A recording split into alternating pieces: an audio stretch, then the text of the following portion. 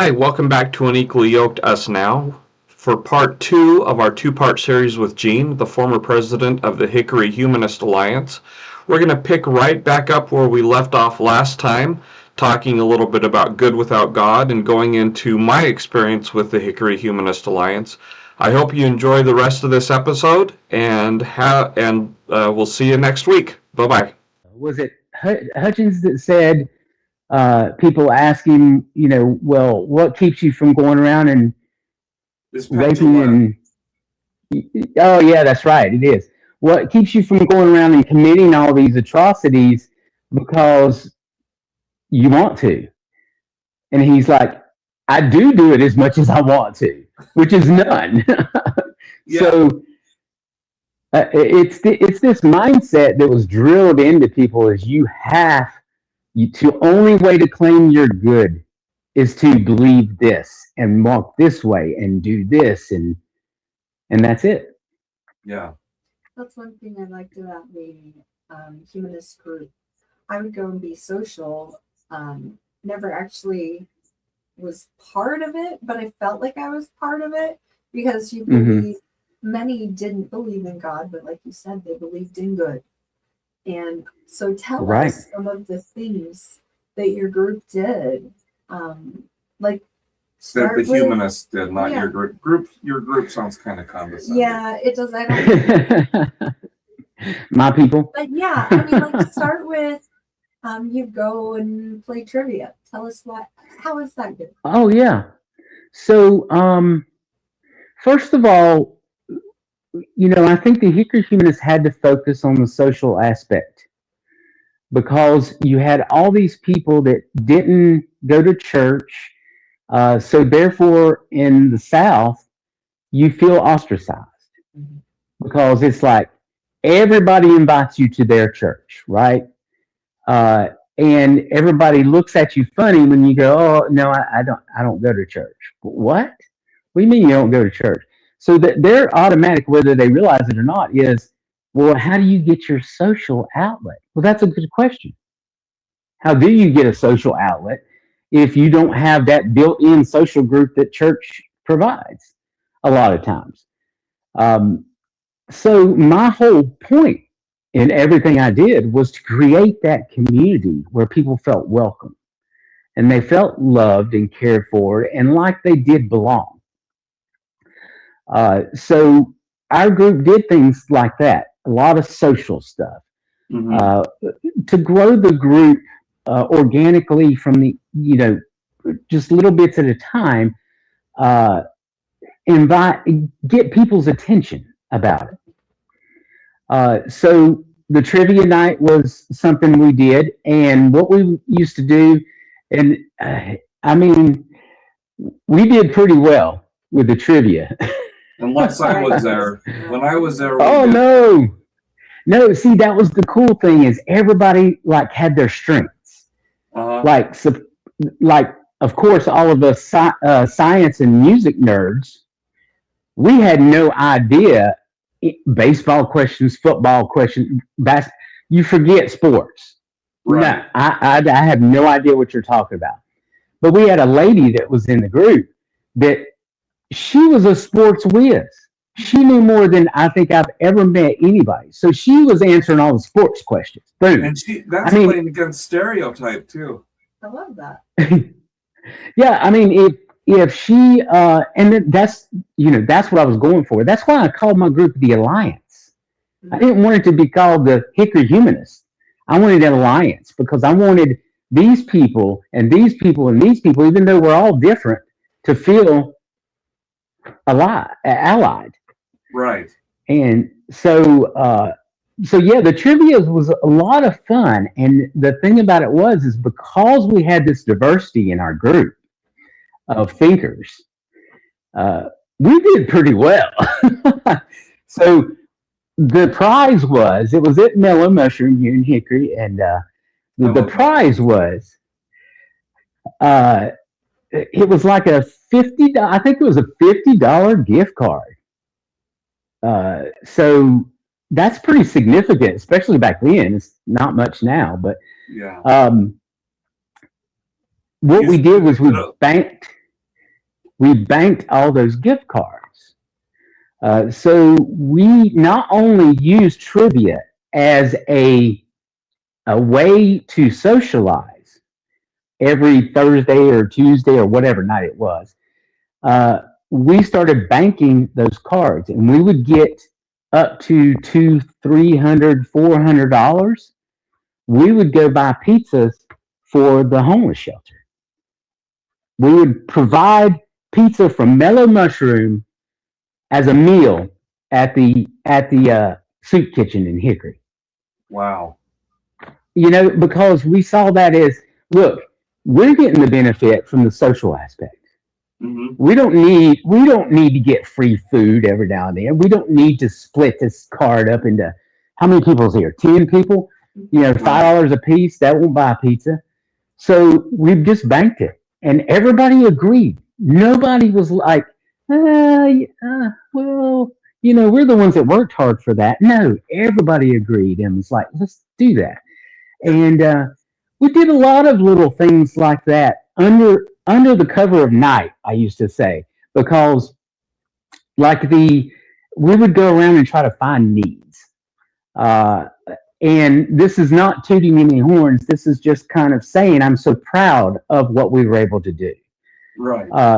But like the women's shelter here in Hickory, nobody thinks about this.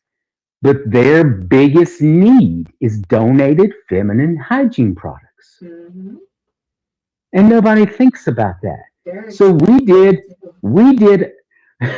called it a tampon drive and had people to donate feminine hygiene products.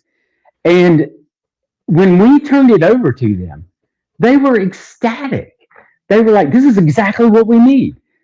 Yeah, you told us and we listened. Right. So that really bothered me when I'd see churches like, well, we're going to come do a Bible study with you. Now, that's fine, but you're not taking care of what they really need first. You're making it a priority to proselytize. So, but yeah, little things like that. We adopted a highway. We had so much fun getting out there. Running up and down the highway. I had my truck with the trailer, and we'd throw trash on. Had my little flashy yellow light, so it was safe, and made everybody wear their safety vests and stuff. And but when we got out there, we just walk the 3 miles of this highway that we had, and we had a blast. And then when we were done, we felt accomplished. We felt good. We didn't post it on Facebook that, we did this today because we're so good. It just felt good. And we went and celebrated and had a social event afterwards, having lunch together and stuff. And then it was great. But I really tried to find things like that was social / activism and helping other people. So, 2 questions. The first one is the most important of the two. Did you only serve Hawaiian pizza at the soup kitchen? Because that's what you should have done. No, because we'd have they probably would not have been as appreciative if we only brought the Hawaiian pizza. Some of them would not have been appreciative at all. Some of them would have been like feelings about that pizza. Number 2, the more serious of the two, or comment. I remember when you and your wife, I don't know if we're going to say her name because I don't want to breach anything, but you and your wife would go around on Thanksgiving and give out meals to families in need. Yes, and you know who we paired with to do that? A church. A church. The church was already doing that program. I didn't come up with that. We didn't start it. We wasn't really, we would help supply some of the food and stuff, but we just went to them and said, hey, we'd like to help you. And you can tell the shock on these people's faces, and they're like, wait, well, first of all, I'll tell you, the humanist name helped me get in a lot more doors than an atheist name would have. Right. If I'd have walked up saying we're a chapter of the American Atheists, a lot of doors would have just immediately slammed in our face. But the humanist gave us a chance to explain to people, because a lot of people did not understand what that meant. They had no idea. And when we'd walk around with the signs that say good without a God, they automatically get offended. It's like, well, would you just want to be offended because you're making assumptions about what we mean by that? Or would you like to talk about it and understand? So I'll never forget, one of the first things I ever went to was the festival that they have up in Asheville called Bell Share. Now, everybody knows how Asheville is very diverse. And you've got your outlying communities that are very rural and very conservative and Christian. So the Bell Share, at the time there was a humanist group up there in that county, and they had a booth that they would do. And I just went up there just to watch what went on, because this was in the very beginning stages of me starting the Hickory Humanist. So they were a little bit more established. So I went to kind of learn from them, right? Mm-hmm. And so they had these little signs on sticks that just said "Good without God," American Humanist Society. And I just stood there in the middle, right in front of their booth, and just held that sign. And just watched the reactions of people as they read it. And there were some people, they're like, "You need to get straight with God. You need Jesus. Oh, you're going to find out one day, buddy." Right. Well, why are you automatically getting offended by these 3 words without understanding who I am or anything? Now, there was a lot of positive reactions, but it was surprising to me, the people who generally stopped and says, "Well, I don't agree with you. I don't believe like you, but this is interesting to talk about. And let me share my perspective, and I genuinely want to hear yours." So that's one thing I love about you, as well as my sister and your better half. You guys ask the clarifying question. You ask curious questions, open-ended, and it's not like with a purpose trying to steer you into an opinion or anything. It really is just like, "Hey, I want to know. I have questions about that," instead of assuming. And it has, adopting that and watching you guys and learning from you has really helped be able to work out so many kinks. I've avoided so many fights. If I can put my emotions on the back burner and instead of reacting to a stimulus, I can dance with it by asking, "What did you mean by that?" Or instead of being offended. And that's why we want to have you and the types of people we've had on in the past, because we want this to be a thoughtful podcast, not a reactionary. Right. And you're part of the reason why we started Unequally Yoked in the first place, is because you set that example, and we felt like we could provide that example to the public at large too. So well, go ahead. I was just going to say to Naomi, thank you, first of all. I'm very happy that I did come across that way, because that was my intention.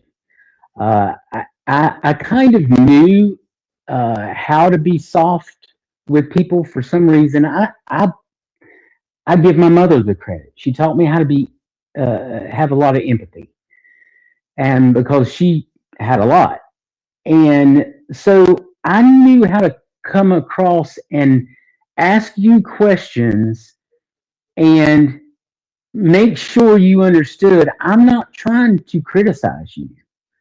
I'm not trying to belittle you. I genuinely have this question and interested in your answer. Uh, and I guess I was afraid a lot of times that I didn't come off that way, or I was too harsh, or I was too Richard Dawkins about something. So, so yeah, thank you for saying that. But I have to say, and I've told you this before, I am so proud of you and what you've done and accomplished. Because there is a lot of people that would not be as strong as you've been, and your resolve for your family and your love for your family and your husband uh, has shown through every time, and you need to be proud of that. You need to be proud because you're impressive. Not that Neil, not that you're not, but It's all about me. One quick aside, and then you gonna remember your thought? No. Okay. One quick aside. You said that you partnered up with the church to do Thanksgiving meals, and just to be fair, they did not ask you to proselytize while you handed those. No, meals. they did not. There was a couple people, including the pastor, that was kind of like, "Well, what's this humanism thing mean?" And I got pretty good at explaining it in a way that made everybody who would listen go, "Oh, okay, I can see that. I can see that." Yeah, okay. Well, I don't totally agree with some of the things you believe in, but I always went at it like I've already said. Hey, that one thing that we don't agree on? That has nothing to do with us helping people and handing out meals. So let's focus on that. Yep. So no, in fairness, they never put any pamphlets or Bibles or anything in the boxes with the food or anything like that.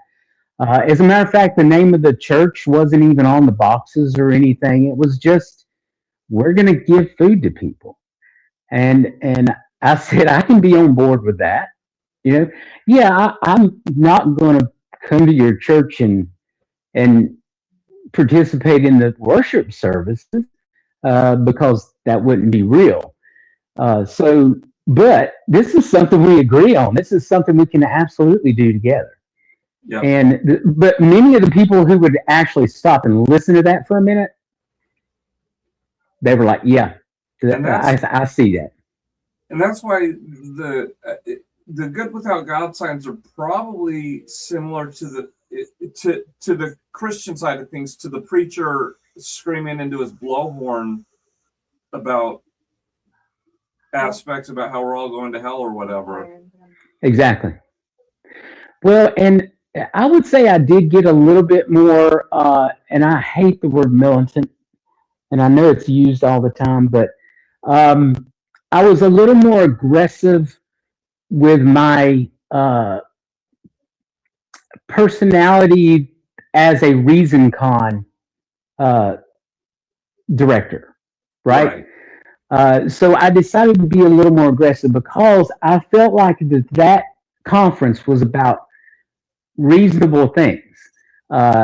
Reasonable things would be, don't completely discredit science because you don't think it meshes with your beliefs.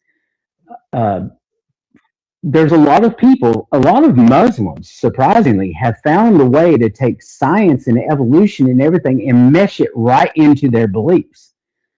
It don't gel with me, of course, but I can at least respect that. You're not totally disrespecting science. You're just making up reasons why it fits. Okay, Yeah. Whatever.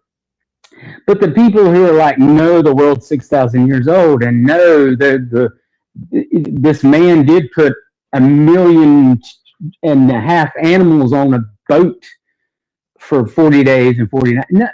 No, come on. Yeah. And people still stand on that it's absolutely true. that God created two people in a garden. I can see where the analogies of why it's a good story to tell back then would have been, but we know too much now.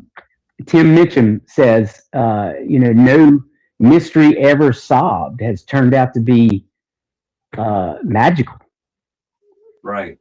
Well, there turns out to be an explanation for it. Well, go ahead. But You like go ahead. you said, science explanations and how they go. Neil was saying that doesn't always have to negate the science. They can very much mirror and go together. And that the science explanation can seem very miraculous. When you talked about and read that letter about death. Right. Oh, the physicist eulogy. Yes. We both kind of looked at each other after and went, wow. Like you feel that sense of wonder and awe. And right. To me, that's kind of what I would call a spiritual experience. Sure. It doesn't have to be God conscious in my mind. It can be very much value oriented. And I just think it's so important to be true and authentic to yourself. I really feel like that's, if there's a God, which I believe there is, I really believe the point of this earth life is to grow into what you are, your authentic self. He wants to see who you are, right? So I just love that what your beliefs as an atheist very much seem harmonious to so many of mine and science. I just love, I do find it miraculous, even without, putting in God. The scientific explanations are fantastical. Isaac Newton beautiful. Isaac Newton in his theories of gravity got to a point where he couldn't figure out further along, and he called it the God. What did he call it? Like the God particle, or God? Not the God particle, but this is where God takes over from where my understanding. And then Einstein came along, and science. I think. Go ahead. I was going to talk about earlier. I was talking about the evolution of religion is fascinating for me because one of the things that I used to talk about in some of the talks that I give when I go out, and I felt like it helped soften my or their perception of me when I first started speaking, especially if it was a religious group or something. Was I said religion was born from intelligence. And people, atheists look at me like, what are you talking about? No, you think about this. These very primitive people looked up at the sky and saw this big ball of fire. They had no explanation for that. They had no way to figure out what that was. Yeah, so the fact that these very, very primitive people, which at this point, let's not call them people. Let's call them, just the transition between, our ancestors back in the day and what we are now. They started developing this idea of, wait a minute, there's got to be an explanation for life, for nature, for trees, for the sun. I think was a primary that was so fascinating because they realized really early that they needed that for life, that everything needed that for life. We needed that light. Well, how do you explain to a primitive person The sun. How do you explain space? How do you explain all that? Well, you're not going to. So the intelligent part was that they said there's got to be an explanation. This thing seems to sustain our lives, so it was given to us. Well, who is it given to you from? It's got to be something supernatural and bigger than us, right? And people will scoff at the idea that that's intelligence, but for them, it was incredible intelligence. Yeah. Because intelligence has evolved over time as we get more information and we learn more and more. So then you've got you can literally see from there and understand the evolution of religion and how it went to paganism and how it went to monotheism and how it went to Christianity and Mormonism and I missed Judaism in there, but it was monotheistic. That was Judaism. Yeah. But that was the beginnings of Judaism, I should say. But it's interesting to me. There was a speaker, and there was some controversy about him, so I won't say his name anymore. But he used to talk about that. He used to talk about how the evolution of religion is significant, and he wanted to understand not just that people believe these things, but why they believe them, where they came from. And that was fascinating to me as well.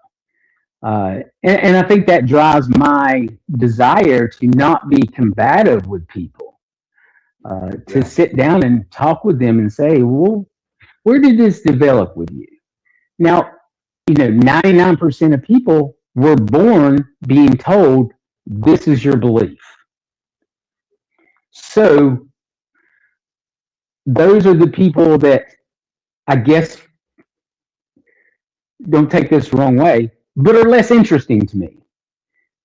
I want to talk to the people who are open to saying, well, maybe what I've been told can be modified some. I need to think about this. And I'm rambling, but I think that's just it. I wanted to stimulate thought. Right. That makes sense. Yeah. One thing I wanted to say was going back to the having the social aspect of the alliance. Weirdly, there are tons of benefits to just having connection with people. One of which is being able to recover from alcoholism or addiction. Simply connection, they call it the opposite of addiction. Right.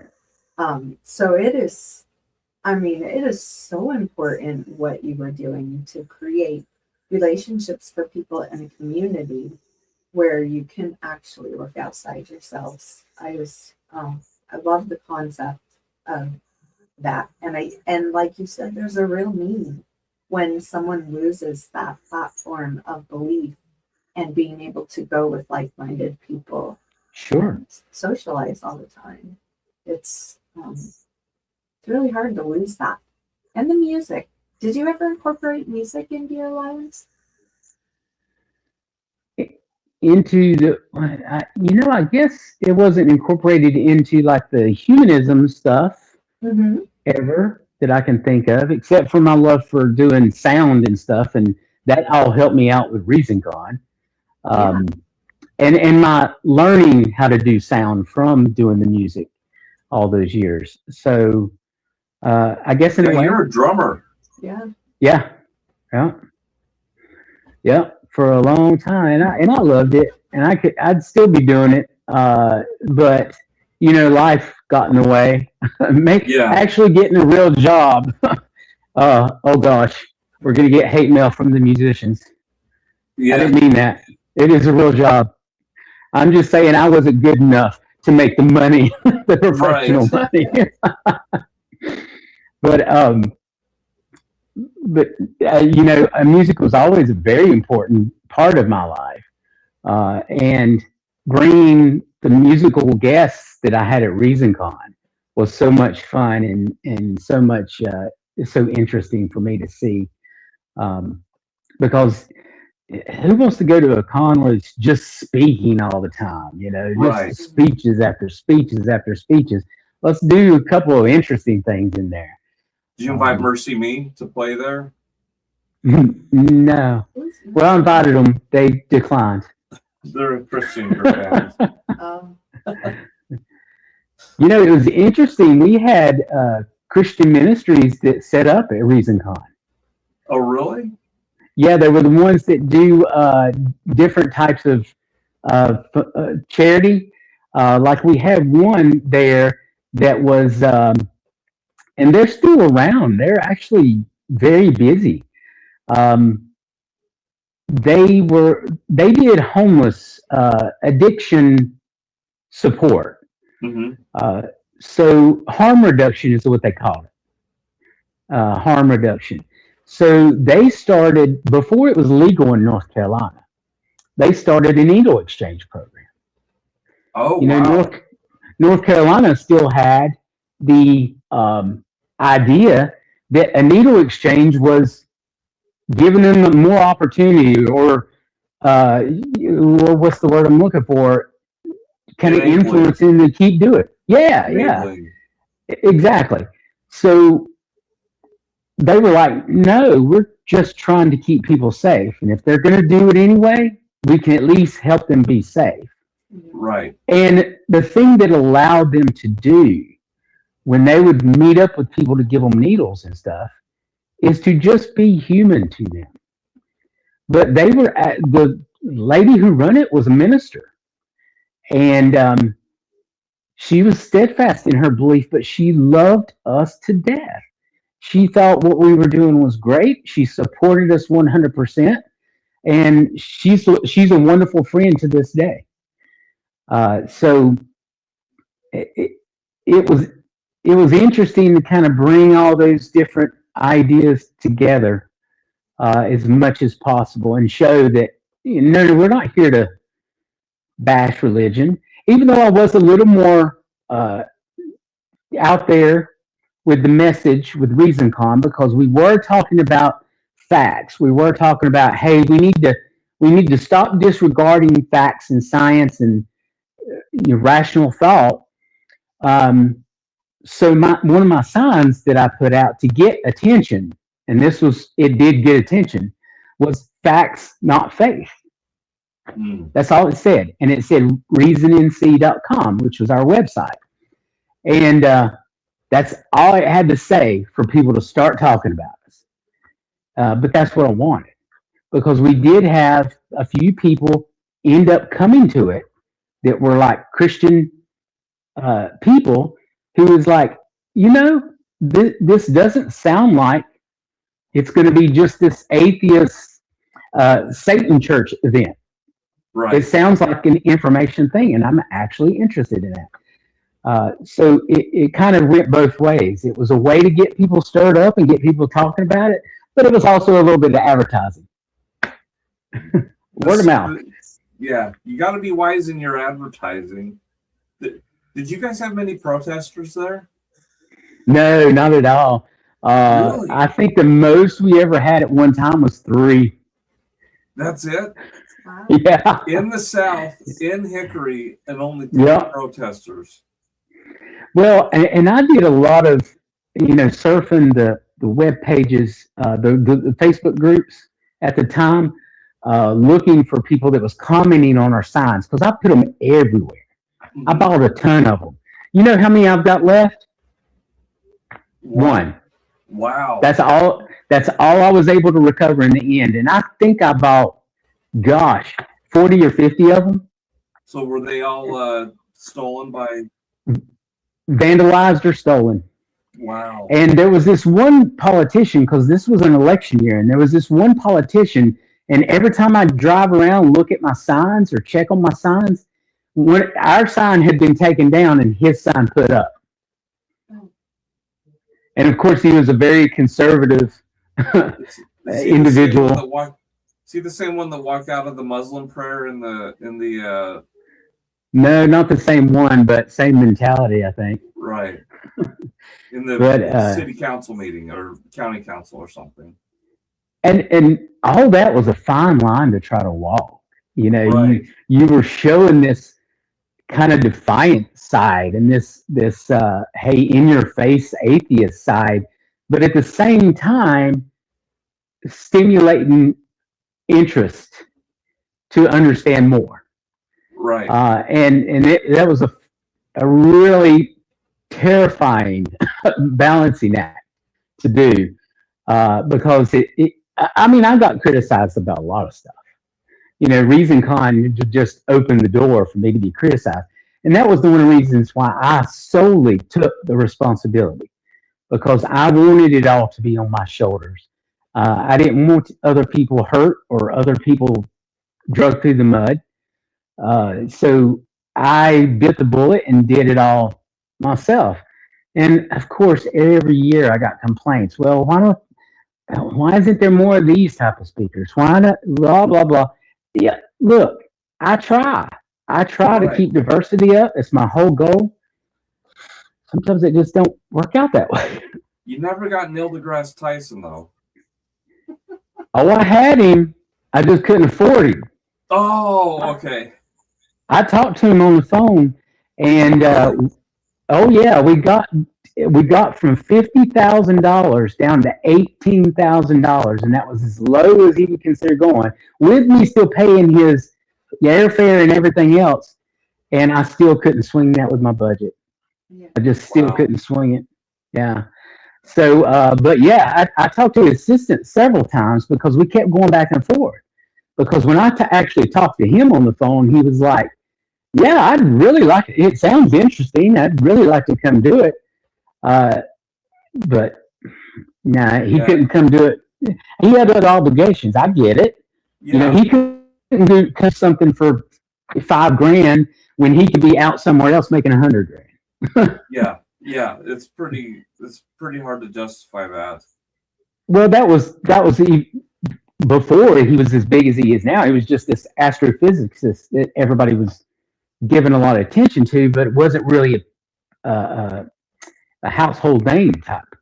Yeah. So, but yeah, I mean, because even $50,000 wouldn't get him now, I bet. Yeah. Was he doing Star Talk at the time, or was that pre-Star Talk? No, that was pre-Star Talk. Wow. Yeah. Geez. That was pre-Star Talk. I don't think it was too far before, but you know, again, it's walking this tightrope of figuring out how to bring all these different people together and make them get along. Mm-hmm. And because we saw it in the secular community, the breakup that happened, that was happening when the next ReasonCon was supposed to happen, and I called it off because I saw that wave coming. Right. And I said, if I'm going to break this off, I'm going to break it off before I sell any tickets, because I don't want to even start the process to handle anybody's money if I'm going to end up not being able to do the con. I'd rather just shut it down right now. Right. Because I saw that wave of, and there was a lot of reasons for the different splitting within the secular community, the podcasting community.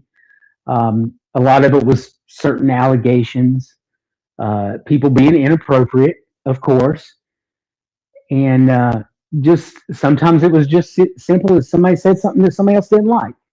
Right. But you see that in church. Yeah. That's why we have all these different denominations out here. Yeah. So I guess it's a human nature thing. Yeah. Where are we at? We're at an hour 18.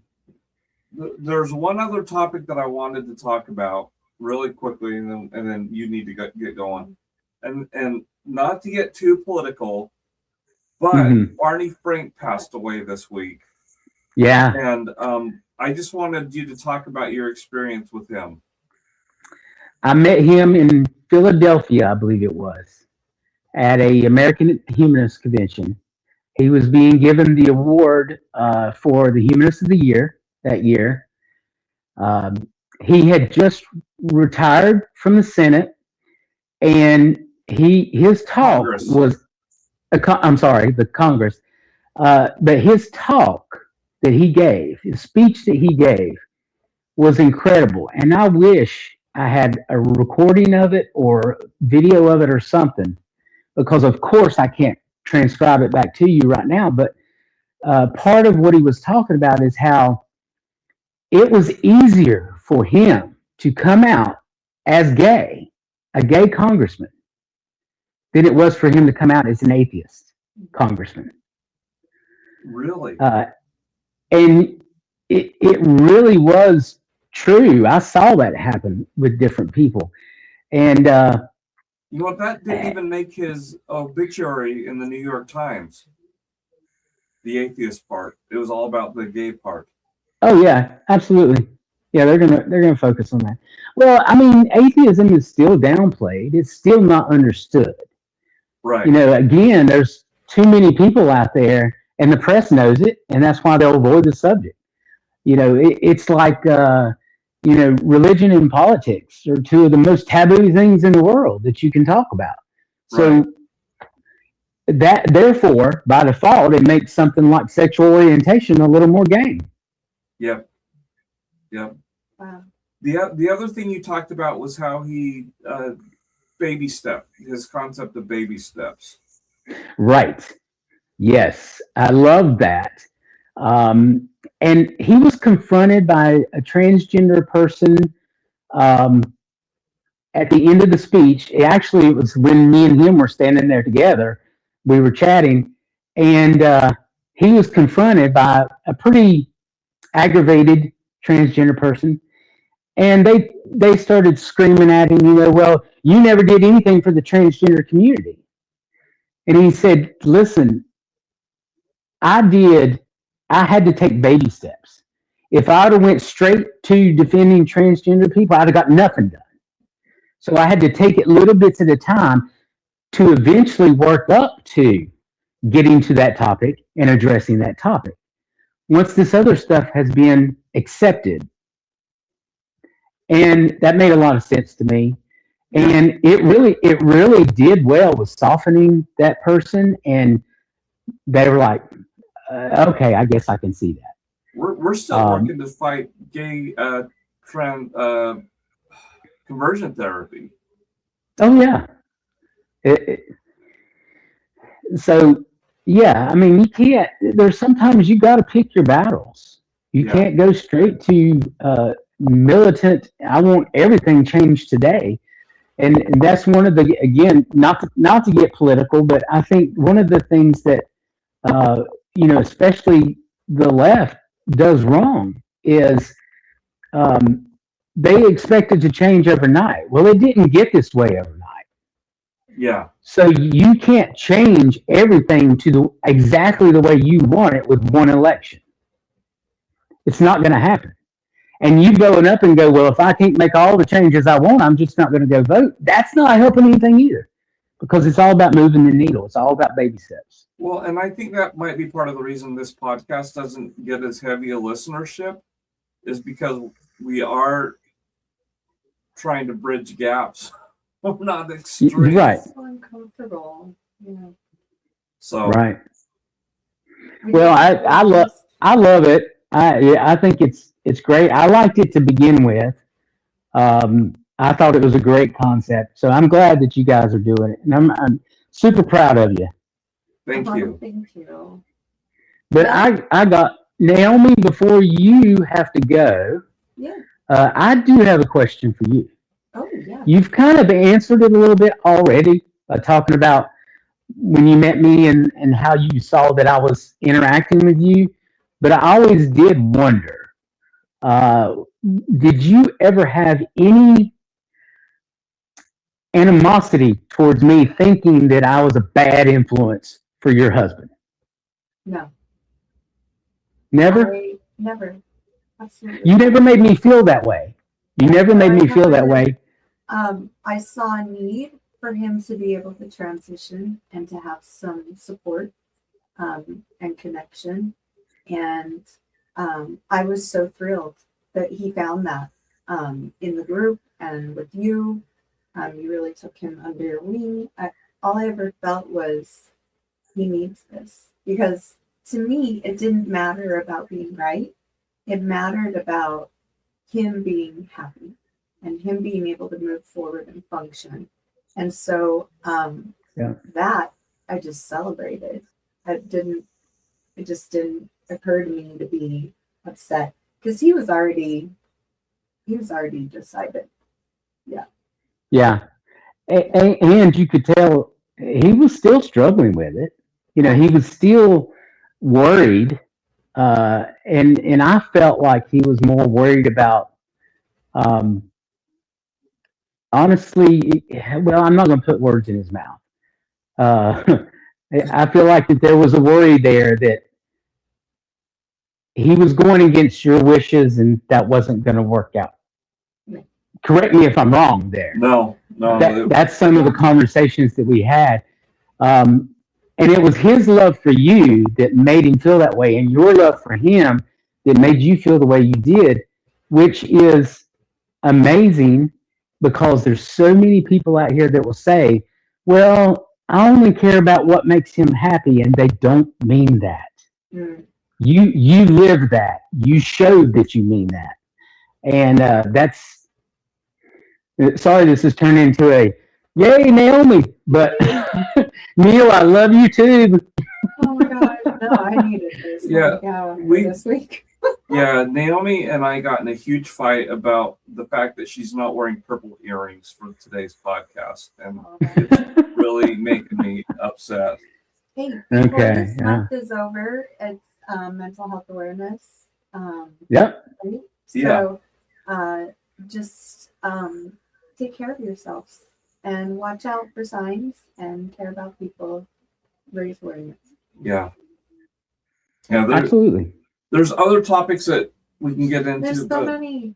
I was thinking about that sign that you actually talked about, and I've really taken to the word "and" instead of "or." Did you ever consider, to get the conversation started, putting faith and facts? Absolutely. As a matter of fact, we did some things where we invited some religious leaders to come sit down and have, it was called a facts not faith debate type of thing.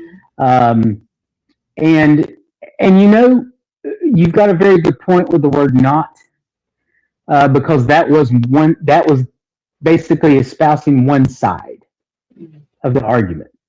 It was kind of pointing to we don't believe your faith.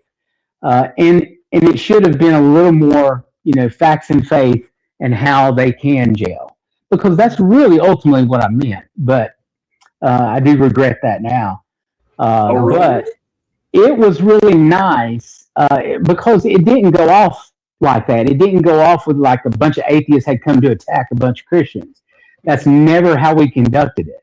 We conducted it, and we did a couple of them over at the Barnes & Noble bookstore. And the upper management tried to shut it down one time. And luckily, the marketing director was kind of on our side. It's like, look, we can't police free speech. If we're going to offer this to these Christian groups that come in here, why can't we offer it to them as well? Right. So we had people fighting for us all the way around. So we had those debates, and they were always it was kind of like me and you having conversations. I always tried to go at it, and everybody who was with me on my side or on my panel always understood we're going at this I want to understand you, and I want you to understand me. So when you convince people that that's really your mindset, and you have to show them, then they'll open up and kind of be like, okay, well, let's look at this. He's not trying to be rude. He's just trying to understand, Yeah. which was amazing, and it was fun, and I saw a lot of people grow in different ways. With that, Well, should we wrap up? Yeah. Okay. Thank you for joining us, Gene. Yes. You got it. That sounded like I was disappointed. Thank you for joining us, Gene. Yeah. I just really I'm disappointed that it's ending. I'm not disappointed that I got you. in our conversation. This really goes along with the phrase I keep forgetting to say at the end. It's supposed to be my catchphrase, which is stay curious. Yeah. Thank you. Thank you for expounding on that. Thank you for having me. The usual like and subscribe and